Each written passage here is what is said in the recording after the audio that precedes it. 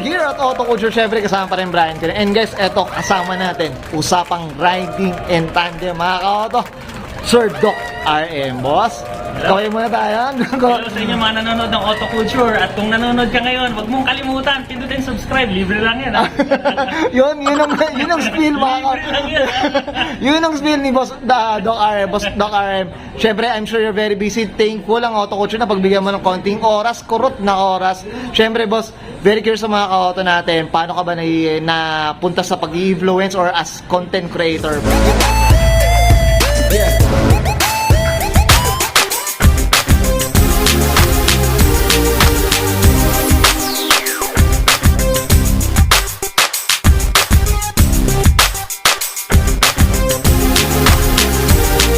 Tough long battery. Tough and long lasting. Simula kasi motor talaga, kaya nga riding in tandem. Kumbaga, kami ng misis ko yun na magkasama kasi kami nagra-ride, no? So nakita kami ng mga klase na, tapos nung nakita kami, sabi, ano kayo, riding in tandem? O yun, doon na buo yung pangalan na riding in tandem. Itatanong ko na nga sa Basari. So doon talaga nagsimula si riding Doon tandem. nagsimula. Tapos gusto ko kasing maging motovlogger, kagaya nila J-Mac, Gaki Moto. Yun yung mga pinapanood ko kasi noon eh. Tapos may nanood, so ginawan ko ng content yung motor. Tapos bumili kami ng kotse, yung Expander. Tapos ang dami na namang taong nanood, so ginawan ko ulit ng content. Tapos yun, nagtuloy-tuloy na. Doon na. So ano na, kumbaga, pero you're still doing videos for motorcycle or lahat? Motor, auto, or what, ano ba? Actually, halo-halo eh. So, Halo-halo meron kaming na. motor, nung isang araw lang, bike naman, Okay. kotse, electric cars, electric bikes, lahat. Basta may gulong. Lahat na may gulong. Oo, Tama, kasi mama. helicopter, ganun, Yun. wala pa. Yun. Hopefully, pinaplano na rin yung auto Malay mo, di ba? Oh, sayang din, ha? Helicopter, may barko naman Oh. susunod.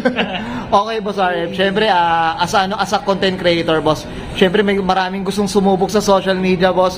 Anong pwede mong mabigay na payo dyan, boss? Siyempre, as a content creator. Sige po. Sa akin na.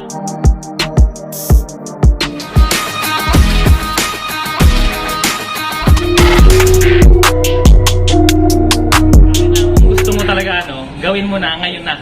Kumbaga yung iba kasi ang dami nilang keme-keme, ay kailangan may ganito akong camera, kailangan iniintay ko yung ganito, kausapin ko si ganyan. Hindi na ganoon, kunwari kung gusto mo, gawin mo na ngayon. Tapos ang gawin mo, ituloy-tuloy mo. Kumbaga kahit syempre pag nagsimula tayo, di ba, hindi pa tayo sanay. So parang hindi pa masyadong magandang tingnan sa camera, pero pag paulit-ulit mo kasi siyang ginagawa, yun parang masasanay ka rin naman. Masanay ka na, oo. Yun. Ano pa ba?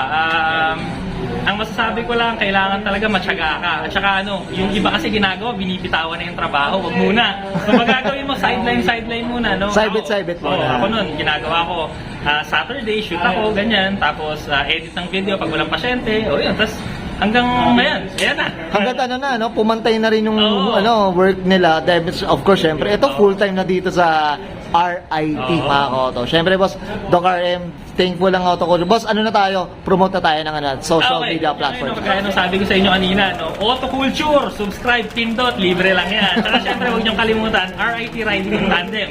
Nasa Facebook kami, YouTube, Instagram, TikTok. So yun, click nyo na lang din, follow. Maraming salamat. Yun, okay, well said, boss. Okay na ba? The Sir Doc? Okay. Okay, so guys, this is Brian and Sir Doc RM. Of course, syempre, usapang riding and tani mga auto. And this is Auto Culture.